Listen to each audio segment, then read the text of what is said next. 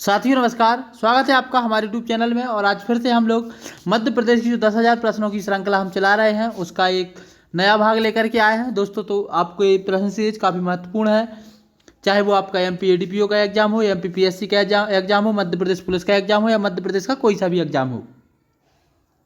तो ज़्यादा समय ना लेते हुए सीधे शुरू करते हैं आज के प्रश्न सीरीज और बढ़ते हैं आज के इस पहले प्रश्न की तरफ कि क्या है आज का पहला प्रश्न कि संपूर्ण मध्य प्रदेश में निम्न में से किस पठार का भाग माना जाता है। दोस्तों हमें बताना है कि संपूर्ण मध्य प्रदेश को किस पठार का भाग माना जाता है। इसका हमें राइट आंसर बताना है कि इसका राइट आंसर क्या होगा। जो हमारा मध्य प्रदेश है इस संपूर्ण मध्य प्रदेश को किस भाग का पठार माना जाता था। तो इसका जो राइट आंसर है दोस्तों, इसका राइट आंसर है आपका ऑप्शन नंबर डी या ऑप्शन नंबर 4 हमारा राइट आंसर है। दक्षिण भारत का जो पठार है, भारत को हृदय प्रदेश कहा जाने वाला मध्य प्रदेश राज्य दक्षिण के पठार का भाग है।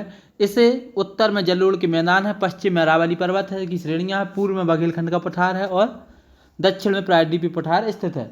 तो दोस्तों संपूर्ण मध्य प्रदेश को किसका भाग माना जाता है? दक्षिण भारत का पठार, सॉरी दक्षिण का पठार, ओनली भारत का नहीं, दक्षिण का पठार माना जाता है। बढ़ते हैं अगले प्रश्न की तरफ।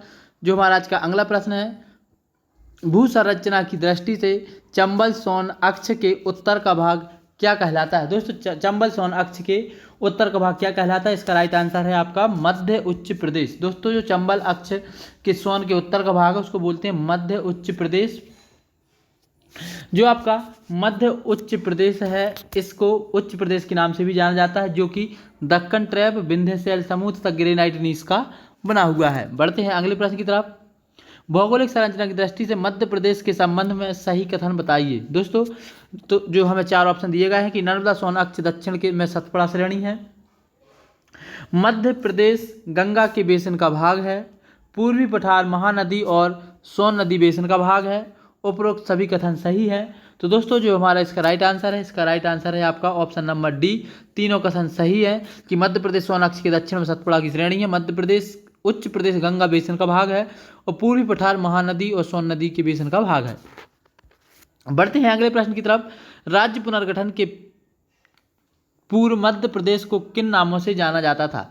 दोस्तों जब राज्य पुनर्गठन नहीं हुआ था, लगभग 1956 के पहले, आज़ादी के पहले, भारत को जब मध्य प्रदेश 1 नवंबर 1956 को बना, उसके पहले इसको किस नाम से जाना जाता था। तो इसका जो राइट आंसर है, इसका राइट आंसर है ऑप्शन नंबर डी। इन तीनों नामों से जाना जाता था। ब्रिटिश शासनकाल में इसको सेंट्रल प्रोविंस एवं बरार कहते थे, बाद में इसको सेंट्रल इंडिया भी कहा गया, बाद में पश्चिमी रियासतों का मध्य भारत भी कहा गया। इस तरीके से इसका आंसर हो गया आपका ऑप्शन नंबर डी, उपरोक्त सभी। बढ़ते हैं अगले प्रश्न की तरफ। मध्य प्रदेश के किस जिले में धाराबाड़ शैल समूह को सोनसर सीरीज के नाम से जाना जाता है? इसका हमें राइट आंसर बताना है दोस्तों। तो जो इसका राइट आंसर है, इसका राइट आंसर है मध्य प्रदेश के धाराबाड़ शैल समूह को सोनसर सीरीज के नाम से जो जाना जाता है, किस जिले में जाना जाता है? तो इसका राइट आंसर है आपका ऑप्शन नंबर ए, छिंदवाड़ा जिले में धाराबाड़ शैल समूह को सोनसर सीरीज के नाम से जाना जाता है। बढ़ते हैं अगले प्रश्न की तरफ। मध्य प्रदेश के बालाघाट जिले में पाई जाने वाली धाराबाड़ शैल समूह को किस सीरीज की संज्ञा दी जाती है? दोस्तों इसका हमें राइट आंसर बताना है कि किस सीरीज की संज्ञा दी जाती है। तो बालाघाट जिले में पाई जाने वाली जो धारावाड़ की शैल समूह हैं उनको संज्ञा दी जाती है चिपली सीरीज की।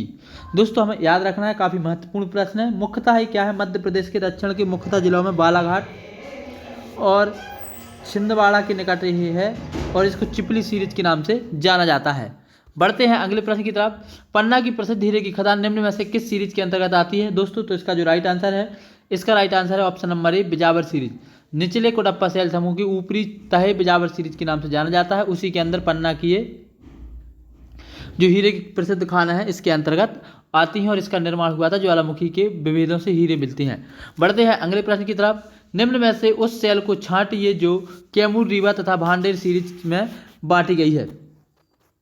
दोस्तों तो इसका जो राइट आंसर है, इसका राइट आंसर है आपका ऑप्शन नंबर बी, अपर विंध्यान। दोस्तों अपर विंध्यान को इसके लिए जाना जाता है। बढ़ते हैं अगले प्रश्न की तरफ। जो आज का हमारा अगला प्रश्न है, जाना तो निम्न में से किस जबेरा का गुंबद स्थित है? दोस्तों इसका जो हमें बताना है, सही हमारा क्वेश्चन है निम्न में से, दोस्तों निम्न में से किस में जबेरा का गुंबद स्थित है? तो इसका राइट आंसर जो है, इसका राइट आंसर है कगार भूमि। दोस्तों जो कगार भूमि है वहाँ पर आपका जवेरा का गुंबद स्थित है। बढ़ते हैं अगले प्रश्न की तरफ, जो आज का हमारा अगला प्रश्न है। निम्न में से किसे गंगा तथा नर्मदा का जल विभाजक माना जाता है? दोस्तों, गंगा और नर्मदा का जल विभाजक किसे माना जाता है? तो इसका राइट आंसर है आपका उपरोक्त दोनों, ए एवं बी, मतलब कैमूर की कगार और भांडेर कगार को गंगा तथा नर्मदा का जल विभाजक माना जाता था। इस तरीके से आज के हमने 10 प्रश्न कंप्लीट किए, और ऐसे ही रेगुलर और वीडियो देखने के लिए हमारे इस चैनल को सब्सक्राइब कर लें और वीडियो को लाइक कर लें। अंत तक वीडियो देखने के लिए सभी का बहुत बहुत धन्यवाद। जय हिंद।